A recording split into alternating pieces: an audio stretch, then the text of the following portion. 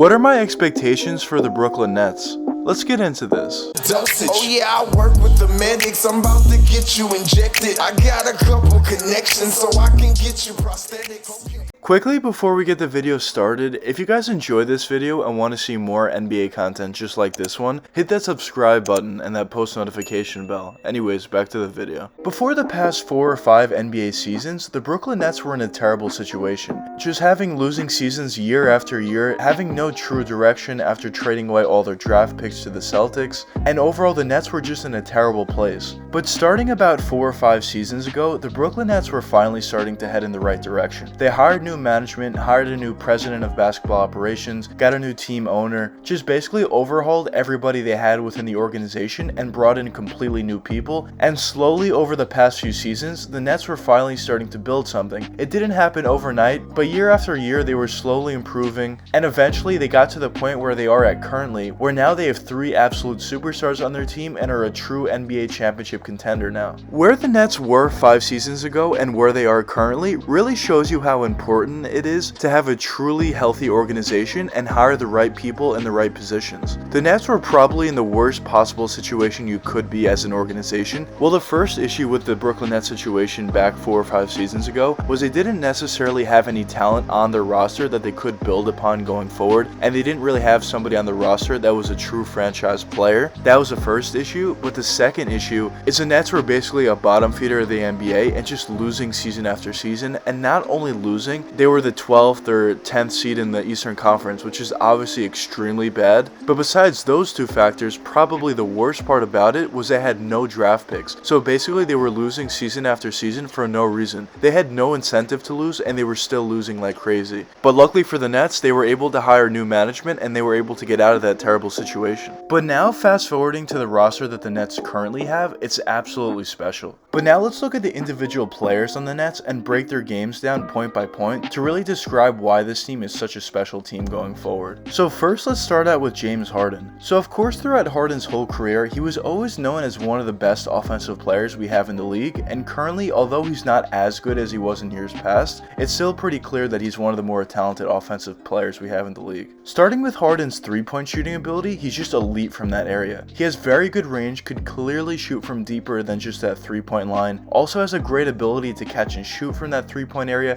has a fantastic sidestep and step back, he's actually known for that, has a great crossover into a 3-point jump shot. Overall from that 3-point area, Harden is just elite and he can do anything that you want from there. But now talking about Harden's mid-range shooting ability, it's definitely something he has the ability to do, but he doesn't utilize it as much as maybe he should. He certainly has a little bit of a pull-up mid-range jump shot within his game, can obviously catch and shoot, sidestep, step back, but just doesn't use it that often. But one thing that he does have within his mid-range game is a very nice floater, which is very important, as I mentioned in a lot of my videos, for point guards to have. When you're running the pick and roll offense, there's always going to be times where that floater is wide open for you, and as a point guard, if you have the ability to hit it at a high percentage, it's always going to help yourself out in terms of your points and efficiency numbers, but also help out your team of course as well. But talking about Harden's driving and finishing ability, it's also pretty good. One thing that Harden, in my opinion, doesn't get enough credit for is his athleticism, and he clearly has the ability to posterize some players from time to time. He doesn't always do it, but he definitely has the ability to do so, as we have seen from time to time of course. But mostly what Harden does once driving all the way to the basket is finishing around the basket with crafty layups. Typically he finishes around the basket with his left hand, but of course has the ability to finish with either hand, and sometimes we see him finish with his right. But talking about Harden's passing and playmaking ability, it's also pretty elite. Harden runs a pick and roll offense very effectively, always finding the wide open guy, either the popping guy in the pick and pop, either the rolling guy in the pick and roll, or maybe just a guy in the corner for a wide open 3 or cutting to the basket. And even besides the pick and roll offense, Harden just runs the offense very effectively. And overall, Harden is just a very complete offensive player, but I think we all know this. The next guy that I want to touch upon is Kevin Durant. So of course, similar to James Harden, Kevin Durant is also known as one of the best NBA players in terms of their offensive ability, but in KD's case, he's probably the best offensive player in my opinion. Starting with his 3-point shooting ability, it's obviously elite. Of course he can catch and shoot from that 3-point area, area, has fantastic range as well, clearly has a fantastic crossover into a 3-point jump shot, sidestep, step back, also basically at that 7-foot size, and the crazy mobility and handle he has, he's basically impossible to stop from that 3-point range, and impossible of course to block that shot. But now talking about KD's mid-range shooting ability, it's also extremely elite. He's basically automatic with that pull-up mid-range jump shot, has a fantastic post turnaround fadeaway within his game, and again at that 7-foot size with that crazy wingspan, it's basically impossible to get a real contest and definitely basically impossible to block that shot. Also has a nice floater within his game, can clearly run the pick and roll offense as a ball handler, which is pretty crazy at his size. Then driving all the way to the basket, he's also very elite, has the ability to dunk over people with his crazy length and also decent athleticism, can easily finish around people with either hand, left or right. Basically when you look at KD's offensive game, there's nothing that he can't do. A true 3-level scorer that's elite at every level. But the next guy that I want to touch upon is Kyrie Irving. So of course currently Kyrie's not playing for the Nets, and we don't even know if he's ever going to play for the Nets this season, but just specifically looking at his game, he's also very elite offensively. From that 3-point area, similar to Harden and KD, he has the ability to catch and shoot from that 3-point area, crossover, sidestep, step back, fantastic range as well. His mid-range game is basically the same as his 3-point game, and driving all the way to the basket, in my opinion, is really where he excels. He's probably the best finisher in the NBA. He can finish with either hand, obviously. He has a fantastic hang time in the air. Overall, we've just seen some crazy finishes from Kyrie over the years. His passing and playmaking ability is a little underrated in my opinion. I don't think it's necessarily great, but I also don't think people give him enough credit for what he's able to do out there. More likely than not, he's going to find the wide open guys and find them with pretty nice passes. And overall, if Kyrie Irving does come back to the Nets this season going into the playoffs, of course it's going to help them pretty significantly, but we'll see what happens with Kyrie this year.